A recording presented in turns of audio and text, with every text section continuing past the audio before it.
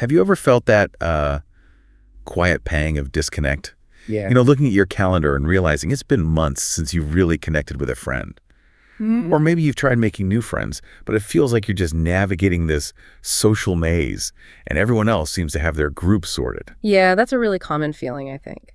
Well, today, we're doing a deep dive into exactly that, building stronger friendships as adults and nurturing your tribe for support. Our goal here is to sift through a whole stack of insights and hopefully give you a clear, actionable roadmap. How to navigate this changing landscape of adult friendships and turn those maybe fleeting connections into a genuinely supportive community. It's such a core human need, isn't it? But like you said, it just feels way more complex these days than maybe it should. It really does. And you hear it everywhere, right? Casual chats, definitely online forums like Reddit. So many adults, especially people in their 30s, they say the same thing. Making friends feels harder than ever. They talk about how their few friends are just, too busy, working, dealing with their own lives, their own kids, making actual meetups feel like a rare achievement. Right. There's often this sense of frustration, even maybe a bit of resignation when attempts just fizzle out. Exactly. And that feeling, it's not just a feeling, it really points to a big shift from how friendships usually form when we're younger. Okay, how so? Well, think back to, say, childhood or your early 20s. Friendships often just sort of happened organically, right? Through shared structures like school, uni, maybe your first job, even just living nearby. Yeah, you're kind of thrown together. Exactly. You were constantly put into environments with peers, and interaction was just, built into your day. But adult life. Adult life, yeah. As one source put it really well, it becomes this monsoon of obligations. That's vivid. It is, isn't it? It's like this flood of demanding work, maybe a partner, perhaps looking after aging parents, raising kids for many people. Right. We're juggling so much. And some studies have even found that things like romantic relationships and having kids, while wonderful, can be socially costly. Meaning they can lead to people actually having fewer close social ties overall, because all these responsibilities just consume enormous amounts of time and energy, time that might otherwise have gone into, nurturing friendships. So you need social waterproofs just to survive the downpour. That's a good way to put it. So yeah, it's not just a feeling that things are busier or harder. So the numbers actually show this social shrinking.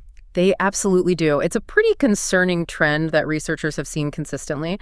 One study found that on average, people lose touch with about half their closest friends over just a 7-year period. Wow, half. That's a lot. It is. And then there's this huge meta-analysis looking at data from over 177,000 people.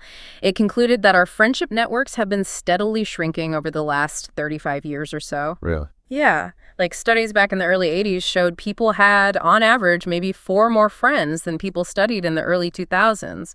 So it's not just perception. Our circles are actually getting smaller. That's quite stark. And it really drives home that risk, that possibility of ending up pretty isolated as an adult. But the impact isn't just about feeling lonely, is it?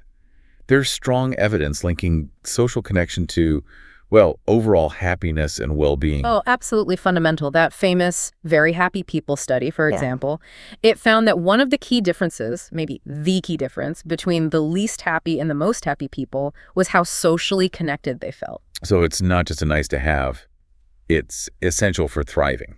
It's truly non-negotiable. And when we talk about finding your tribe, what we mean is finding that group of people who are really there for you through thick and thin, right? Okay. People who celebrate you at your best, support you at your worst. They're often like-minded, sharing your core values, encouraging your growth, letting you be authentic.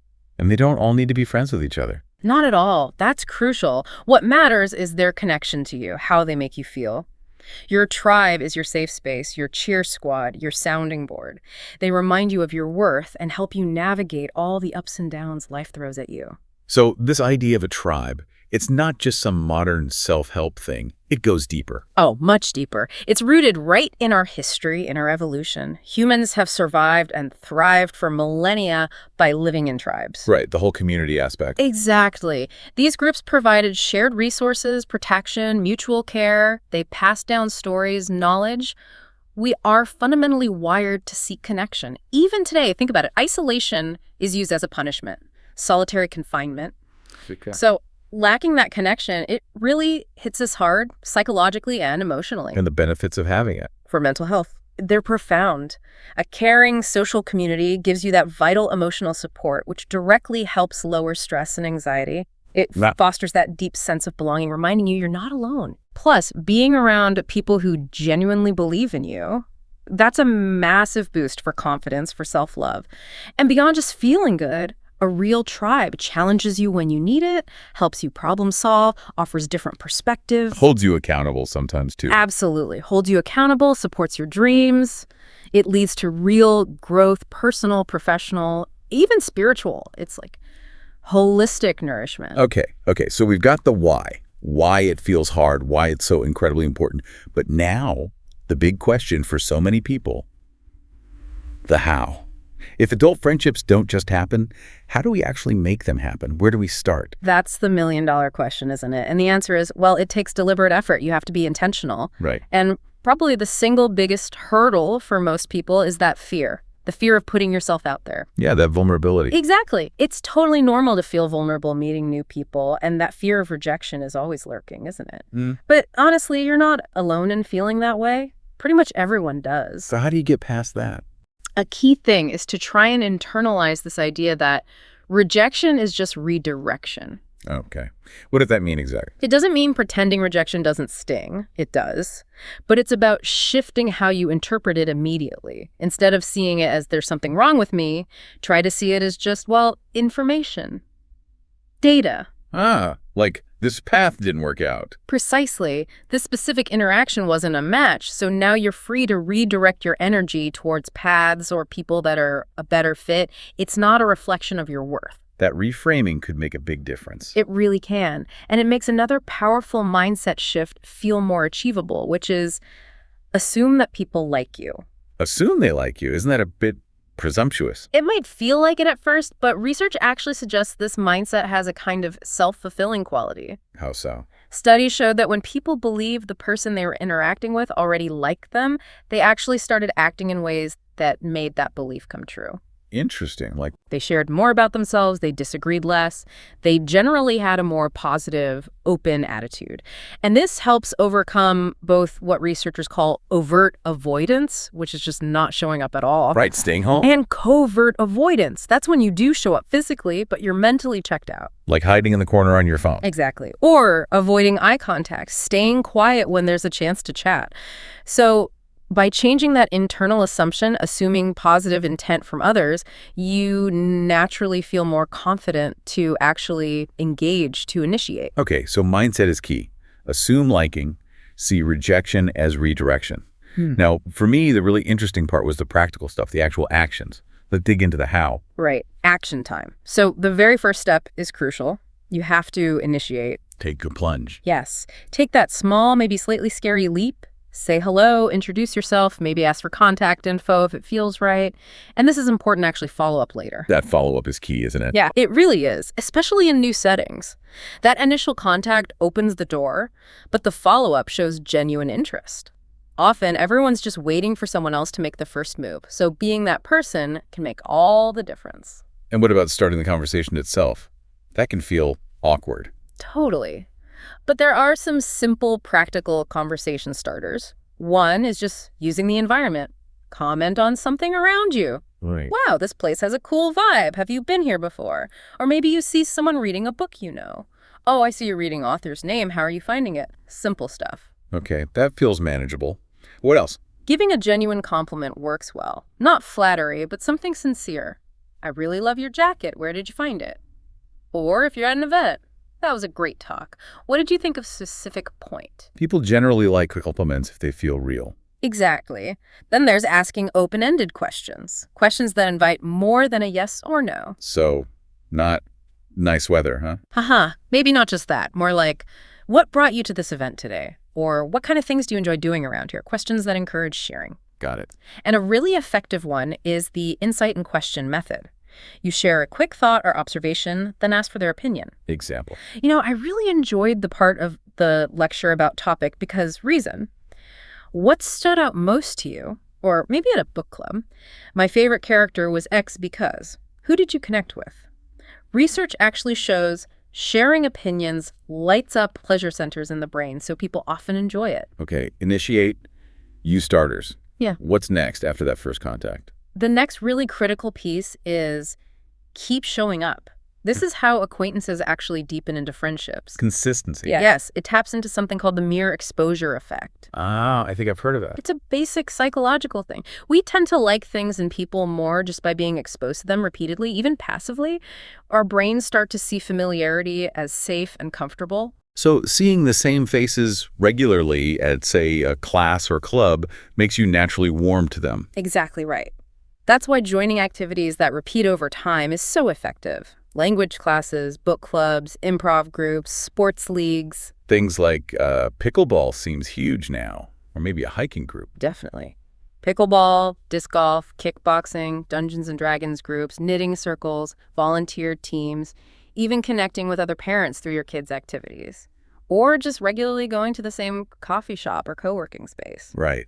That consistency helps push past the initial awkwardness. It really does. It builds that familiarity, which fosters liking and comfort, making deeper conversations feel more natural over time. Okay, makes sense. What else helps in finding the right people, not just any people? Ah, good question. That involves first identifying your values and interests. A bit of self-reflection. Like, what do I actually care about? What do I enjoy? Precisely. What genuinely makes you happy? What activities do you lose track of time doing? Or what would you like to do more of? What causes matter to you? And then find groups related to those things. Yes. Your answers might point you towards the gym, volunteering, car shows, music festivals, whatever it is. And if a group doesn't exist for your specific niche interest, maybe you could even start your own meetup group. That's proactive. It is. And beyond just activities, think about the qualities you value in friends. Do you want people who are inspiring, grounded, playful, deep thinkers? Knowing this helps you recognize potential tribe members when you meet them, people who align with your authentic self. And it's worth remembering, as you do this, you don't need like 50 best friends. Oh, absolutely not. You don't need a huge tribe. Even one or two really meaningful, supportive relationships can make a massive difference. It is definitely quality over quantity. So, okay, let's say you've made some connections, you've initiated, you're showing up, you're starting to identify potential friends. How do you then deepen those connections, turn acquaintances into real supportive friends? And also, how do you keep your existing friendships strong? Right, this is the crucial nurturing phase, and it absolutely requires, time, effort, and intention. It's like that saying, the grass is green where you water it. Friendships need watering. They really do. They need consistent, mindful care to truly flourish. So what does that watering look like in practice? Well, the absolute foundation is prioritizing communication, and that's much more than just talking. Active listening. Yes, active listening is huge. Giving your full attention, showing empathy, maybe reflecting back what you hear to make sure you understand, like saying, okay, so it sounds like you're feeling frustrated, because that shows you're really tuned in. What about honesty? Honesty balanced with kindness is key. If something bothers you, it's usually better to communicate it directly but thoughtfully. Maybe, hey, I felt a bit ignored earlier when X happened and it made me feel upset. Clarity, directness, but also choosing the right time patience and timing matter for sensitive talks. And nonverbal stuff counts too, right? Yeah, definitely. A warm expression, open body language, maybe a comforting touch, if appropriate, that all communicates care. Okay, communication first. What else? Next up is being authentic and vulnerable. To really shift from acquaintance to friend, you have to share things about yourself and ask people questions so they share about themselves too. Getting past the surface level. Exactly. Moving from just knowing of someone to truly knowing them. It could be as simple as admitting you're struggling with something at work to a colleague. That kind of openness often invites reciprocal sharing and builds a deeper connection. Doesn't mean spilling your deepest secrets on day one, though. No, not at all. It's gradual. Sharing your interests, Yeah. what you did over the weekend, what you're excited about, that starts to build the bridge and invites others to share too. Makes sense. What about when things go wrong? Conflicts happen. They do. And that's where practicing forgiveness comes in. Disagreements, disappointments. They're natural in any close relationship. Holding grudges is toxic. So toxic. It just erodes the trust and warmth. It can sometimes feel easier to forgive a partner than a friend. Maybe the expectations are different, but grace is just as vital in friendships. Try to approach issues with understanding, talk openly about feelings, and actually work to resolve things rather than letting resentment build. It takes effort. It does. Another key aspect is respecting boundaries. Every friendship is different. People have different needs for space, different communication preferences. Like one friend might love texting daily, another prefers a call once a week. Exactly. Or someone might need some quiet time after a really busy period at work.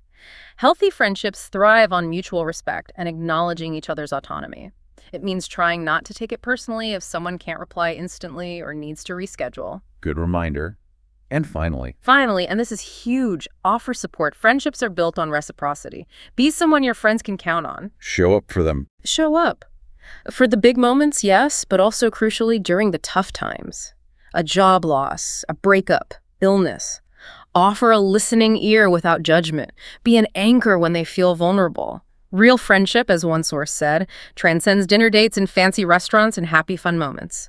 It's about being there when it really matters. That's powerful, being there when it counts. Now, speaking of the give and take in friendships, there's this really interesting kind of hidden dynamic around reciprocity. We usually just assume it's mutual. Yeah. If I consider you a friend, you consider me one too. Yeah, that's the common assumption. It stems from our desire for social harmony, wanting things to be balanced. But the research actually shows asymmetries often occur. Meaning a significant chunk of friendships are actually unreciprocated. One person sees the other as a friend, but that feeling isn't fully mirrored back. It's not always a perfect 50-50 match in perception. Why does that happen? Well, a couple reasons. It could be differences in gregariousness, how outgoing someone is and what their personal definition or threshold for friend is. Right. One person might call anyone they chat with regularly a friend. Exactly. Maybe they list 20 friends, while another person reserves that label for only their 3 closest confidants. So they might both be in each other's lives, but perceive the level of friendship differently. Okay. Or it could be differences in popularity, for want of a better word. The relationship might just mean more or feel closer to the person who perhaps has fewer overall connections. And these unreciprocated ties, they tend to have lower levels of positive feelings and they can be more fragile. Less satisfying, maybe. Potentially, yeah. And there's an interesting risk here, too, especially for very outgoing people who might not be perceived as popular in the same way by others. What's the risk? They might overestimate their social capital. They might assume they have lots of strong reciprocal ties that the other people in those relationships don't see in quite the same way. This could lead to disappointment down the line if they rely on support that isn't perceived as strongly by the other person. Wow, that's quite counterintuitive. So for you listening, thinking about your own friendships, what's the takeaway here? Should we be constantly trying to figure out who really counts us as a friend? No, that sounds exhausting and probably quite unhealthy. It's not about scorekeeping or becoming transactional. Okay, good. Rather, understanding this dynamic is more about managing expectations and being a bit more mindful about where you invest your social energy. How so? The insight is that while having a wide network might feel good on the surface, the real depth of your support system lies in those relationships where the reciprocity feels clear and consistent. It reinforces that idea of quality over quantity, not just when building friendships, but also when evaluating where your most reliable connections are. So pay attention to who consistently shows up for you, invests in you. Exactly. You can sort of subtly observe for those signs of mutual effort and investment without needing to, conduct formal interviews. It just helps you be more intentional about where you pour your precious time and emotional energy, focusing on nurturing those genuinely mutual connections, the ones that will likely be there when it really counts. That makes a lot of sense. Focus on the quality and the mutual investment. So this has been a really rich deep dive. We've touched on why adult friendships can feel so challenging today, but also why having that tribe is so fundamentally important for our well-being, drawing right back to our human history. We've gone through really practical, deliberate steps for building new bonds, initiating, showing up, finding your people, and then those crucial strategies for nurturing connections, communication, vulnerability, forgiveness, boundaries, support. And understanding that reciprocity piece adds another layer of insight, doesn't it? It really does. Yeah, and I think if there's one core message to take away, it's that meaningful connections are absolutely worth the effort involved. You are worthy of finding and being part of a tribe that genuinely lifts you up, celebrates who you are, and reminds you, especially in tough times, that you're not alone. It's an investment, really? It's a fundamental investment in your own well-being, your growth, your happiness. It's just a vital part of being human. Definitely. So maybe as you reflect on all this, think about one small, deliberate step you could take this week. Just one thing. Like what? Perhaps it's finally reaching out to that old friend you keep meaning to text just to genuinely check in, see how they are. Or maybe it's making that introduction at the next meeting of your book club or sports team, doing it with that conscious intention of initiating a connection. Just one small action. Just one. And reflect on how that single intentional step might open the door to the next really positive chapter for your social well-being, helping you build or strengthen that tribe that truly supports and uplifts you.